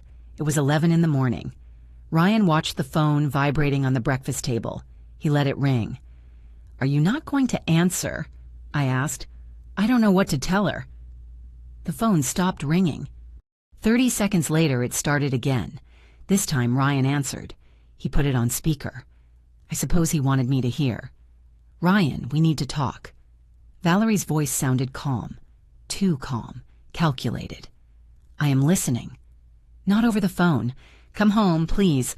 We need to resolve this like adults." "I don't know what is truth and what is a lie with you anymore, Valerie." There was a pause. When she spoke again, her voice cracked. "I know I messed up. I know I lied to you. But I did it because I love you, Ryan. Because I was afraid of losing you. You lied to me about your family, about your past, about money, about everything. I know. And I am going to spend the rest of my life making up for it. But honey, we have a baby on the way. Our son. Are you really going to destroy our family over mistakes I made? A master move, using the baby as a shield.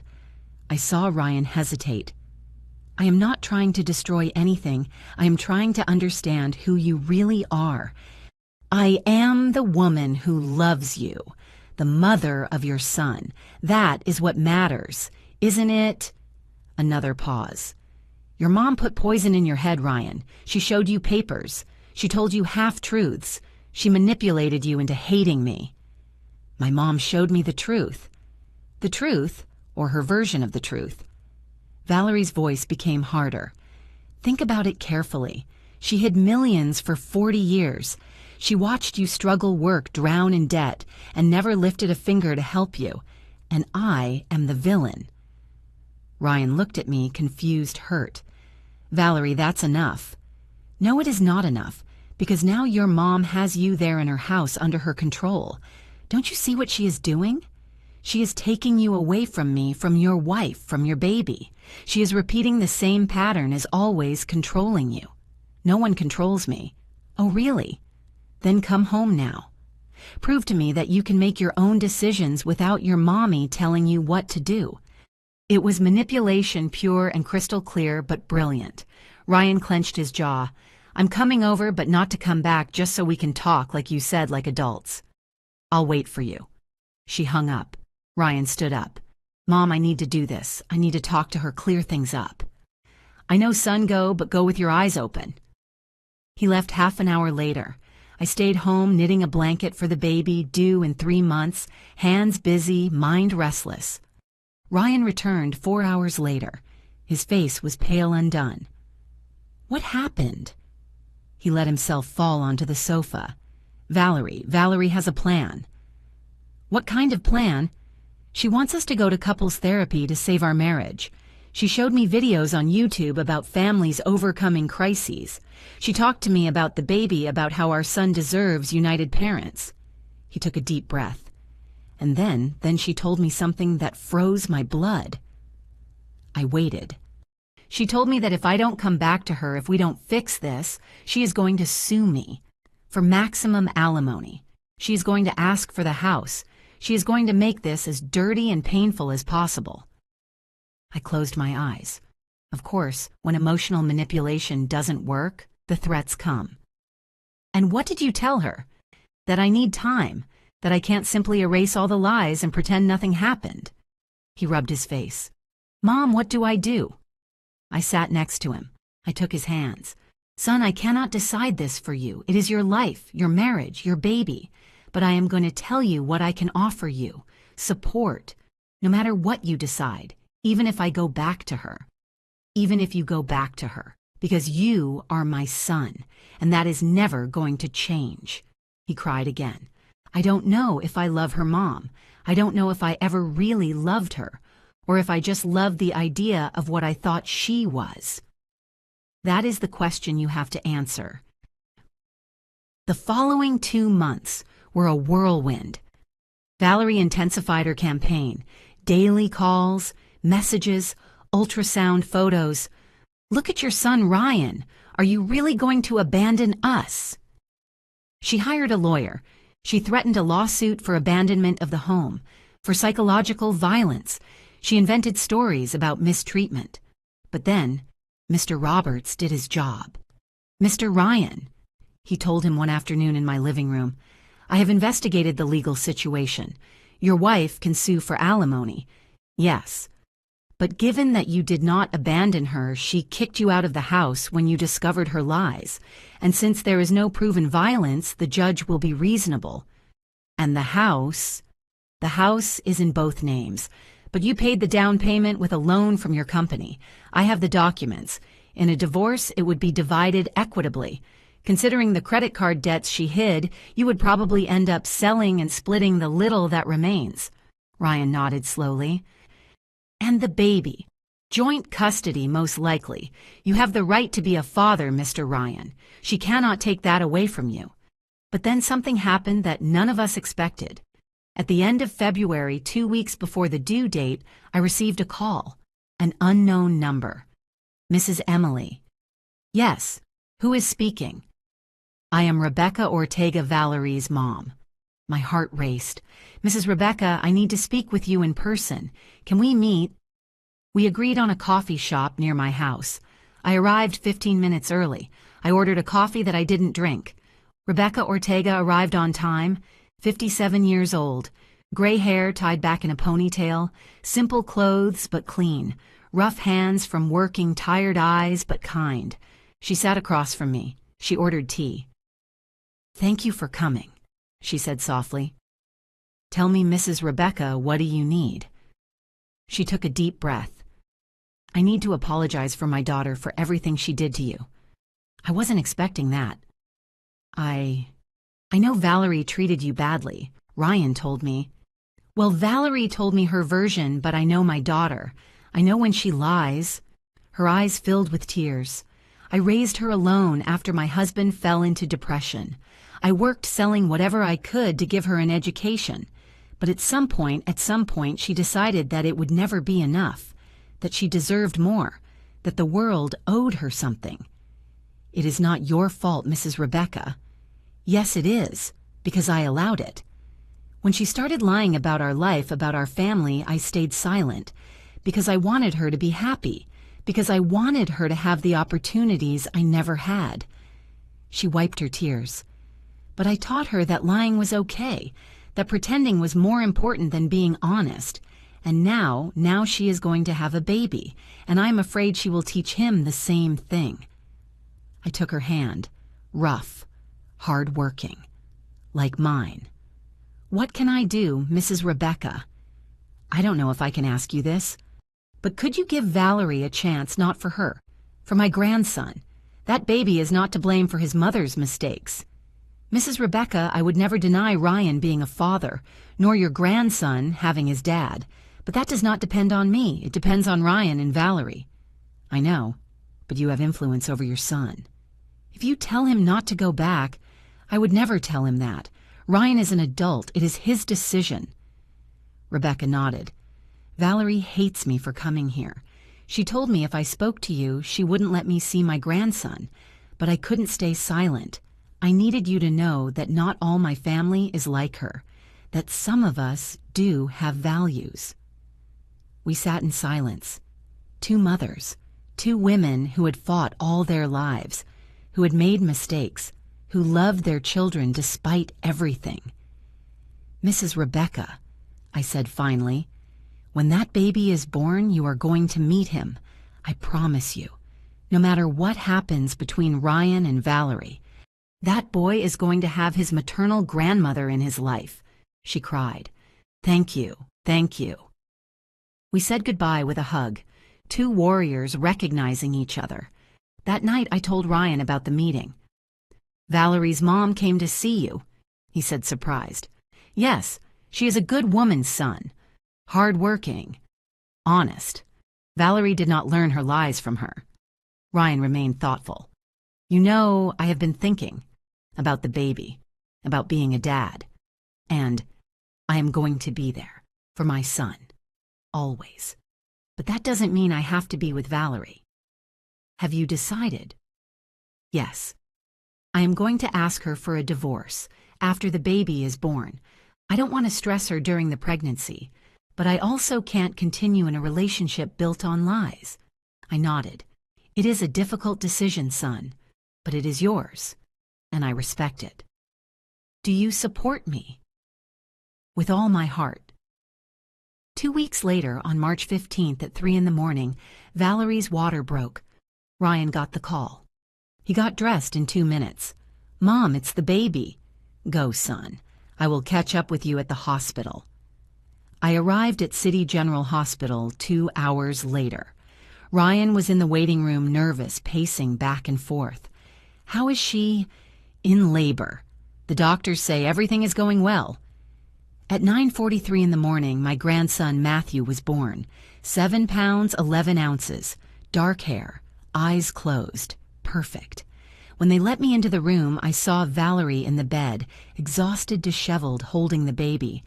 Our eyes met, and in that moment, all the hatred, all the war, all the poison evaporated, because there in her arms was my grandson, blood of my blood, Jack's legacy, the future of our family.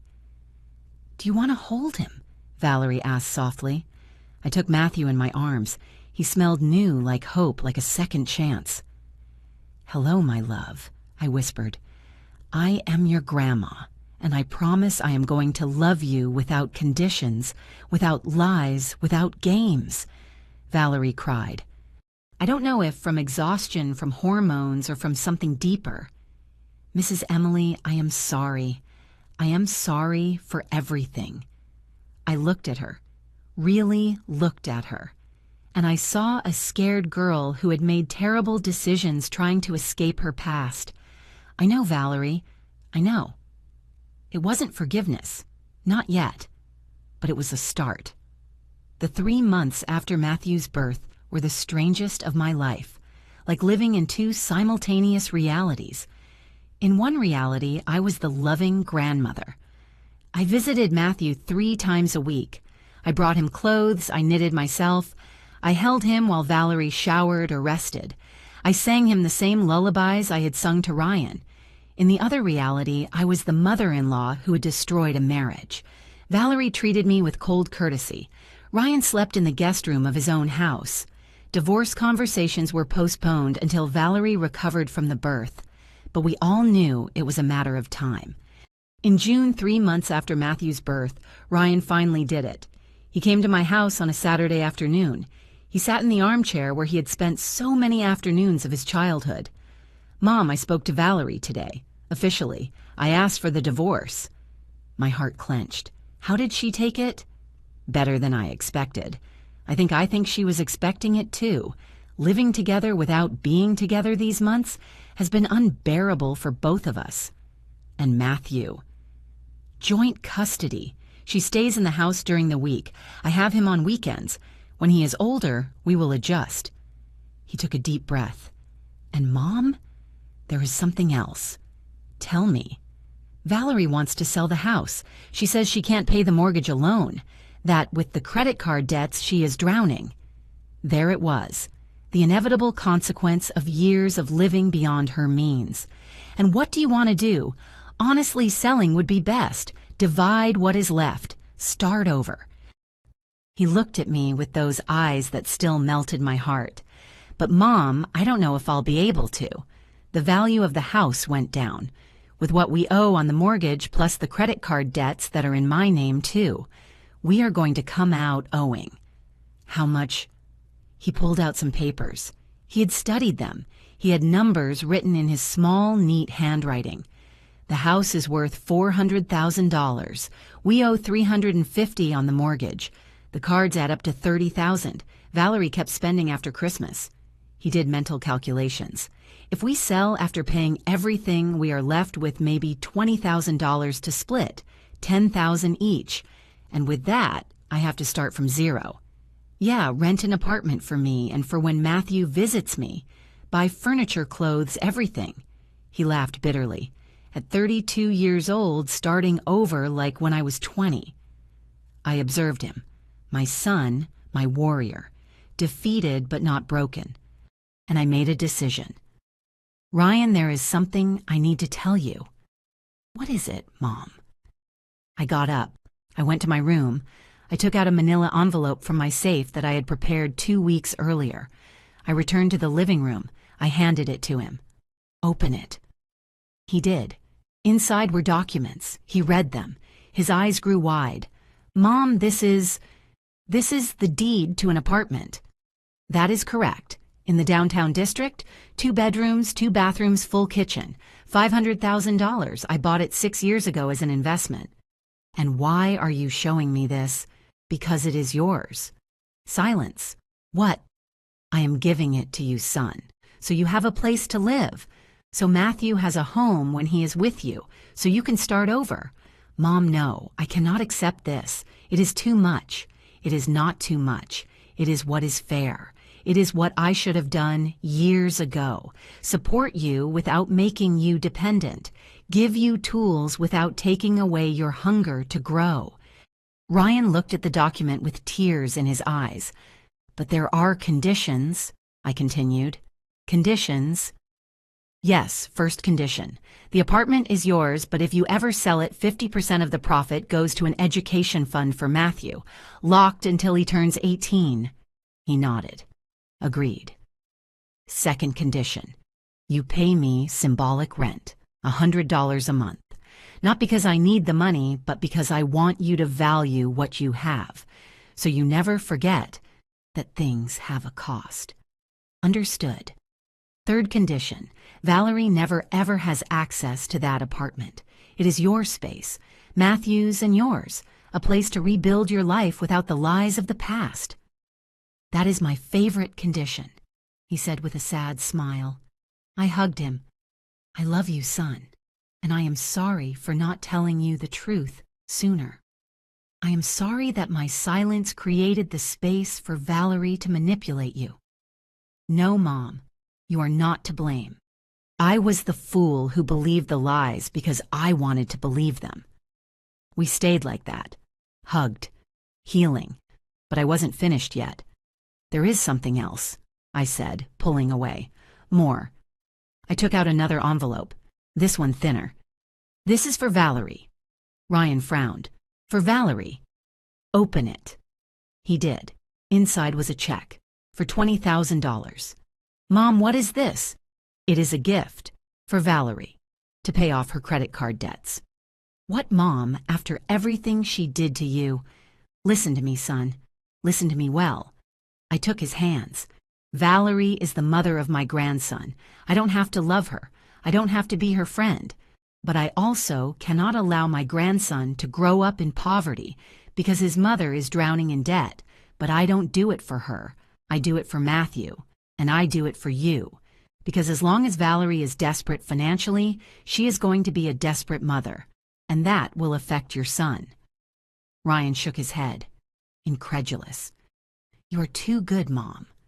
I am not good. I am practical. This is an investment in my grandson's mental health. I paused. But it also has conditions. Which ones? Valerie has to use it only to pay debts. Mr. Roberts will verify that every dollar goes to the banks. If she buys clothes, shoes, anything that isn't paying debts, the deal is canceled and I recover the money. And the second condition. Valerie agrees to go to psychological therapy for a minimum of 1 year paid for by me, so she works on her problems, her lies, her relationship with money. And if she refuses, then she keeps her debts. Simple. Ryan looked at me with admiration. When did you think of all this? I have been thinking about it for 3 months, since Matthew was born, since I understood that this was no longer about Valerie and me. It was about that baby. The next day, Ryan presented my proposal to Valerie. She called me 2 hours later, crying. Mrs. Emily, I don't know what to say. Don't say anything.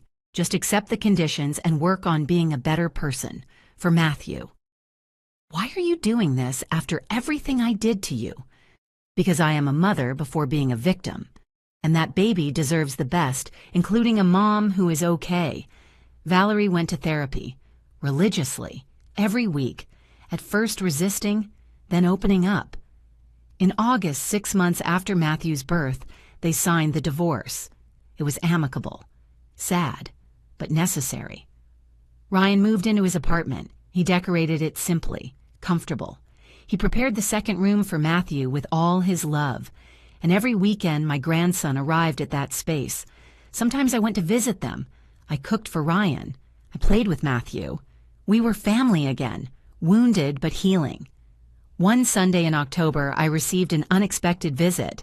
Valerie knocked on my door with Matthew in her arms. She wore simple clothes, without excessive makeup. She looked real. Mrs. Emily, can we talk? I invited her in. I made coffee. We sat in my living room. I have been going to therapy, she began, like you asked. I know. Mr. Roberts keeps me informed. My therapist asked me to do something, to come talk to you, to apologize, truly, not because I want something in return, but because I need it, to heal. I listened to her. I was horrible to you. I treated you like garbage. I humiliated you because it made me feel powerful, because all my life I felt less than everyone. And finally, there was someone who could be beneath me. Tears ran down her face. But you were never beneath me. You built an empire. You raised a wonderful son. You survived things I can't even imagine. And I was just a spoiled brat playing queen. Valerie? No, let me finish, please. She took a deep breath. I have learned in therapy that all my lies came from fear. Fear of not being enough. Fear that they would reject me if they knew where I come from. But the lies only created more fear, more pain. And now what have you learned? That the truth hurts less than lies. That being poor does not make me less valuable. That my mom, who sells necklaces at the flea market, is more dignified than any businessman I met. She looked at Matthew asleep in her arms. And that I want my son to grow up knowing the truth. The true story of his family. Not made-up versions. I walked over.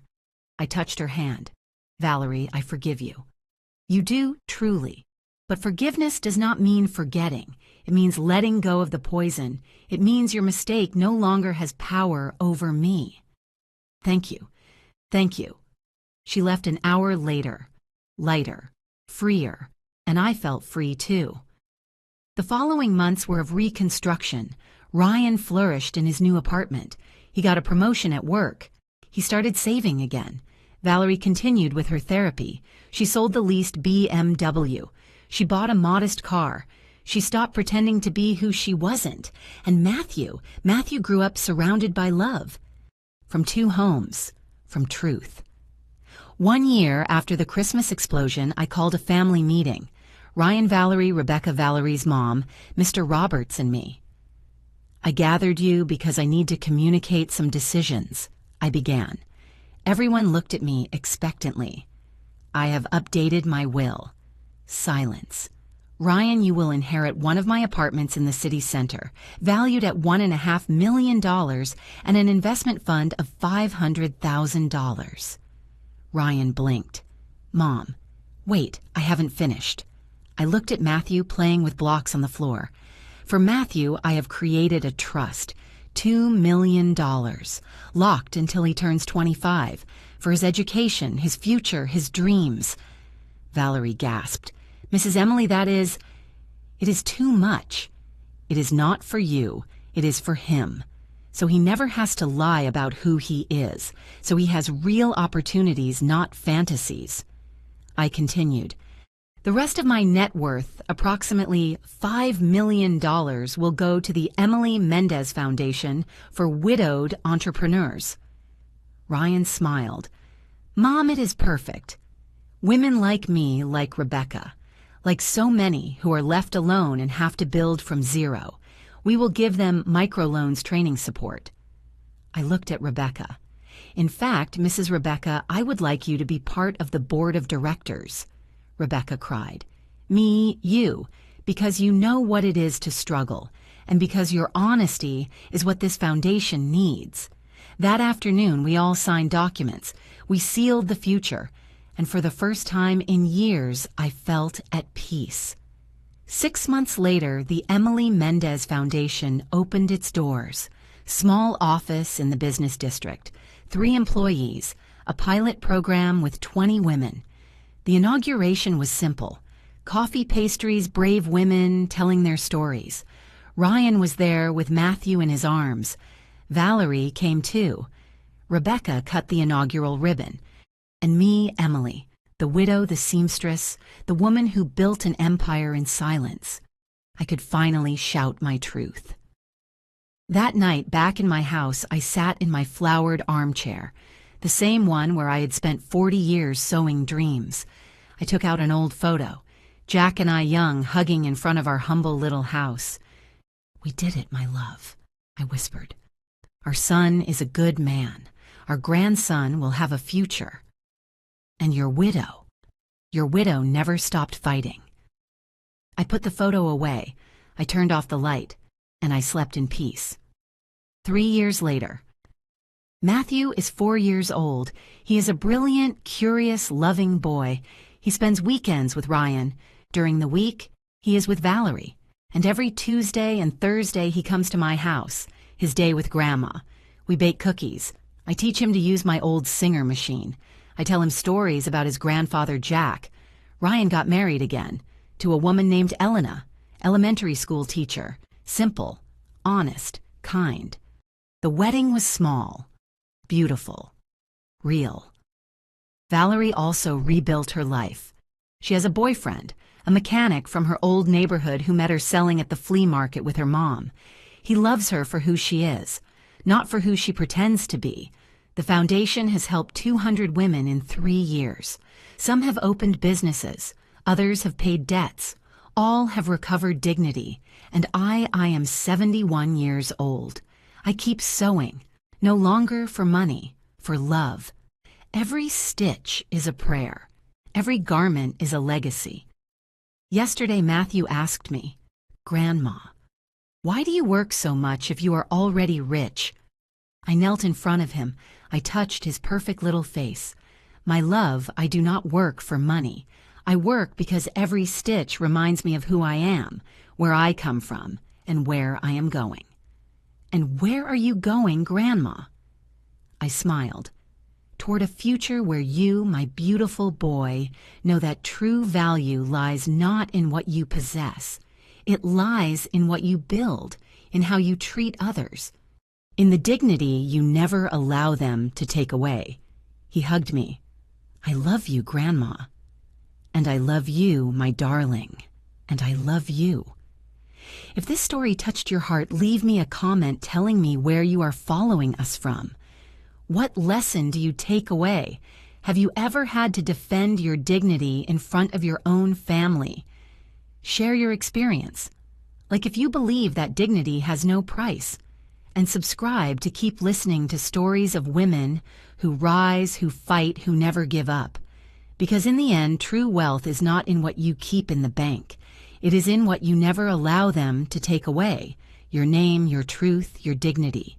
May this story remind you that it is never too late to recover your voice, to set boundaries, to say enough. Until the next story, take care and never, never forget your worth. The end.